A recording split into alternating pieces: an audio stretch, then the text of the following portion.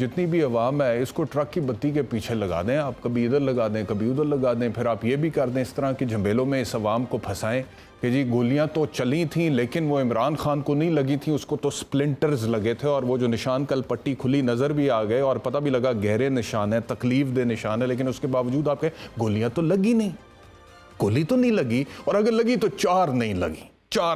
ये इस कौम को इन्हीं झमेलों में फंसाएं। ये 22 करोड़ का जो मुल्क है, ये जो पाकिस्तान है, इसके साथ यही करें, शायद यही डिजर्व करते हैं ये लोग। मैं कहता हूं कि आप और छोड़ दें, मैं अक्सर हम वेस्ट की बात करते हैं, मगरब की बात करते हैं, यूरोप की बात करते हैं। आप सिर्फ ये 2.5 घंटे की फ़्लाइट पे दुबई चले जाएं और आप जाकर देखें कि वहाँ पर जो तरक्की उन्होंने हासिल कर ली है, जो इंफ्रास्ट्रक्चर उन्होंने डेवलप कर दिया है, जिस तरह की रोड्स और बाकी सारी चीज़ों में उन्होंने प्लानिंग को इम्प्लीमेंट कर दिया है, और कुछ नहीं, जो हमारे हालात हैं, वाक़यात हैं, मामलात हैं, अगर उसको मद्देनज़र रखें और अगर हम इसी स्पीड से चलते रहे और इन्हीं झमेलों में फंसे रहे, इसी तरह का केओस रहा, इसी तरह की एनार्की रही, इसी तरह की नाइत्तफाकी रही, इसी तरह के इख्तलाफात रहे, इसी तरह बस ये रहा कि मैं चौधरी हूँ और मेरी चौधर को मानो, अगर नहीं मानते हो तो उसी के ऊपर फड्डे होना, और अवाम के जो इशूज़ हैं वो जाए भाड़ में, तरक्की जाए भाड़ में, कोई विजन नहीं, कोई पता नहीं कि पाकिस्तान में पॉपुलेशन एक्सप्लोजन की वर्ज पर हैं हम। Already 38% of the population of this country is living below the poverty line, यानी कि उन्हें वो कैलोरीज भी मुयस्सर नहीं है जो एक आम इंसान को हेल्दी लाइफस्टाइल गुजारने के लिए चाहिए होती है। 38% अभी गुर्बत की लकीर से नीचे हैं। पॉपुलेशन एक्सप्लोजन हो रहा है, उसको आप कंट्रोल नहीं कर पा रहे हैं, सिस्टम आप कोई दे नहीं पा रहे हैं। बेरोजगारी की शरह 16% पर जा चुकी है, महंगाई की शरह 26% पर जा चुकी है, और आप जो है किन इश्यूज में फंसे हुए। आप ये दुबई को जाके देखें, मैंने कहा ना कि हम कम से कम भी और कुछ नहीं तो 250-300 साल पीछे, और किन से पीछे हैं, किन से। I mean the transformation of the UAE is a fascinating phenomena, is a fascinating rapid phenomena. पिछले 25-30 साल में उन्होंने अपनी तकदीर बदल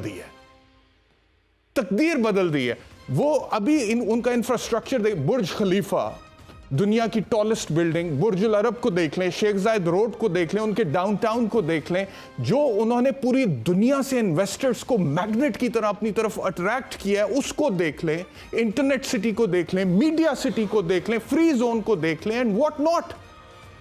और दुबई के तो पल्ले ही कुछ नहीं था। अबू धाबी में तो फिर भी तेल निकल आया था और इस वजह से वो पैसे के हवाले से बड़ी तगड़ी स्टेट है वहां पे यूएई में, लेकिन दुबई के पल्ले तो कुछ था ही नहीं। शेख मोहम्मद जो अभी दुबई के बादशाह हैं, अगर मैं उनकी हिस्ट्री आपको बताऊं तो 1949 में उनकी पैदाइश हुई थी, और ऑटोबायोग्राफी या बायोग्राफी है कि जिस घर में शेख मोहम्मद ने अपना बचपन गुजारा उस घर में बिजली नहीं थी, एक कमरे में एक पंखे के नीचे पूरी फैमिली सोती थी। ये दुबई की रॉयल फैमिली की बात कर रहा हूं मैं आपसे, जिनको आप कहते थे अरबी बद्दू, जो कैमल्स, ऊंट के जरिए अपनी जिंदगी गुजारते हैं सहरा में। आज देखो भाई किधर पहुंच गए हैं और हम किधर खड़े हैं। और ये जो ट्रांसफॉर्मेशन दुबई की हुई है, ये 30 साल में, 35 साल में, 20, 25, 30 साल में हुई है। और पाकिस्तान की बात करें तो हालात ही बिल्कुल डिफरेंट है। एक फर्क है, मैं आपको बताऊं क्यों दुबई आगे निकला है और क्यों पाकिस्तान यहां पर है।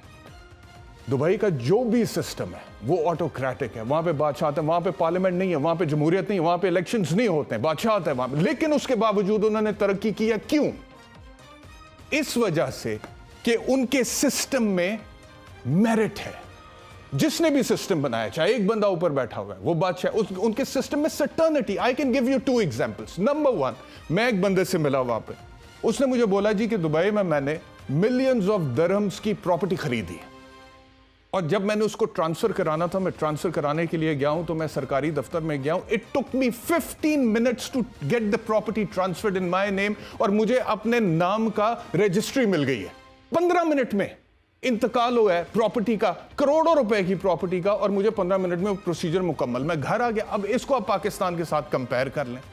पहली बात तो यह है कि 100 किस्म के रफड़ निकल सकते हैं प्रॉपर्टी के अंदर से, आपने वेरिफिकेशंस करानी है अपने वकीलों के जरिए से, उसके बाद वो हो भी जाती हैं, वो गलत होती हैं, फिर पता लगता है पटवार खाने में पटवारी रिश्वत मांगता है, एक इंतकाल चढ़ाने में, एक फर्द इशू करने में, उसको आप चैलेंज करेंगे तहसीलदार के पास, तहसीलदार के फैसले को एसी के पास, एसी को डीसी के पास, डीसी को सेक्रेटरी के पास, उसके बाद अदालत आ जाएगी, सिविल कोर्ट आप शुरू हो जाए, सिविल कोर्ट में जी आज आपने प्रॉपर्टी खरीदी है, इंसाफ मिलेगा आपके पोते को। ये आम कहते हैं लोग, शर्म से कहते हैं, बेशर्मी से कहते हैं।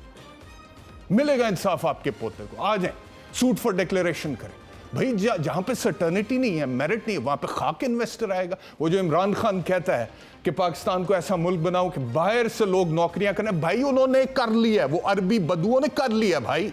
बाहर से, अमेरिका से, बरतानिया से, यूरोप से, दीगर ममालिक से, मिडिल ईस्ट के दीगर ममालिक से, एशिया से, अफ्रीका से लोग नौकरियां करने दुबई आ रहे हैं। दुबई क्या इतना सा मुल्क है? लाहौर उससे बड़ा है, लाहौर की आबादी उससे बड़ी है। हम किधर हैं? 50 साल पहले जो शायर कह रहा था इस मुल्क के बारे में, आज भी वो रेलेवेंट है।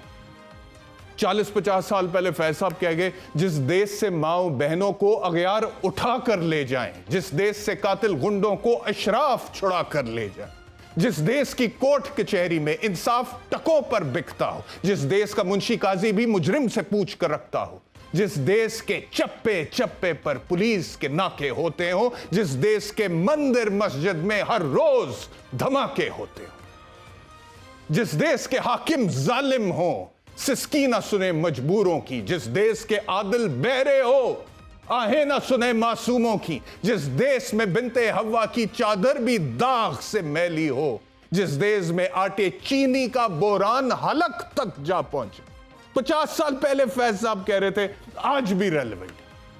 जिस देश के हर चौराहे पर 2-4 भिखारी फिरते हो, जिस देश में गुर्बत के हाथों माए बच्चे नीलाम करती हो, जिस देश में दौलत शुरफा से नाजायज काम करवाती हो, जिस देश में ओहदेदारों से ओहदे न संभाले जाते हो, जिस देश के सादा लौ इंसान वादों पर ही टाले जाते हो, उस देश के हर एक लीडर पर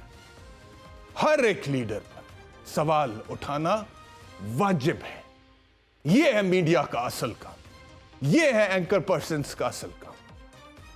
यह आपका काम नहीं है कि आप इमरान खान की मार्केटिंग करें या पीडीएम की मार्केटिंग करें, और एक की करें तो करते चले जाएं।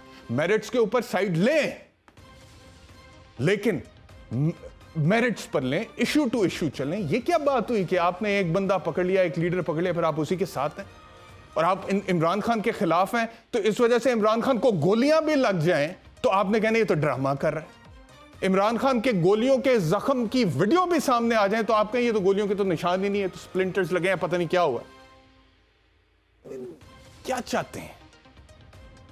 इन इश्यूज से निकलना पड़ेगा। मैं रिक्वेस्ट करना चाहता हूं इस मुल्क के बड़ों को, स्टेक होल्डर्स को, चाहे वो पॉलिटिशियंस हैं, वो ब्यूरोक्रेट्स हैं, वो जुडिशरी है, वो एस्टेब्लिशमेंट है। हमारा मसला ये है, मैंने जैसे पहले कहा कि चौधर की लड़ाई है, कियोस है। अच्छा, आपने दुनिया में वो मॉडल भी देखे होंगे जहां पे जमहूरियत है वो तरक्की कर जाते हैं, क्यों? सिविल राइट्स हैं। आपने वो मॉडल भी देखे हैं, मैंने दुबई की मिसाल दे दी, जहां पे ऑटोक्रेटिक सिस्टम है लेकिन उसके बावजूद वो तरक्की कर जाते हैं। कोई पार्लियामेंट नहीं, कोई इलेक्शन नहीं, कोई जमहूरियत नहीं, उसके बावजूद तरक्की कर ली। चीन की मिसाल है, 1 पार्टी सिस्टम है। रशिया में पुतिन की गवर्नमेंट पिछले मेरे ख्याल में 20-25 साल से चल रही है। नॉर्थ कोरिया में आप देख लें, ऑटोक्रेटिक सिस्टम है, लेकिन वो तरक्की कर गए। हमारे यहां पे हम बेसिक्स सेटल ही नहीं कर पा रहे, हम फंसे पड़े हैं, हमें परवाह ही नहीं है। होता है हो जाए, टाइम गुजरता है गुजर जाए, क्या फर्क पड़ता है भाई? फर्क पड़ता है, बच्चों को फर्क पड़ेगा, अगली नस्लों को फर्क पड़ेगा। आपको तो फर्क नहीं पड़ता, मुल्क को फर्क पड़ रहा है। तो मेरी गुजारिश ये है कि कोई 4-5 इश्यूज पर बैठकर कोई इत्तेफाक कर लें, कोई rules of the game set कर लें कि ये जो मामलात हैं इनके ऊपर कॉम्प्रोमाइज नहीं होगा। जो भी पॉलिसी डिवाइस हो जाएगी इन मामलात के हवाले से, वो फिर आगे चलेगी। ये नहीं कि आज इमरान खान ने हेल्थ कार्ड अगर एक अच्छा इनिशिएटिव ले लिया था तो मरियम नवाज की ऑडियो लीक्स में पता लगे, इस हेल्थ कार्ड को खत्म करें क्योंकि ये एक चीज है इसके पास बेचने के लिए। जब तक हम इतने खुदगर्ज होकर चलेंगे, तब तक हम तरक्की कर नहीं सकते।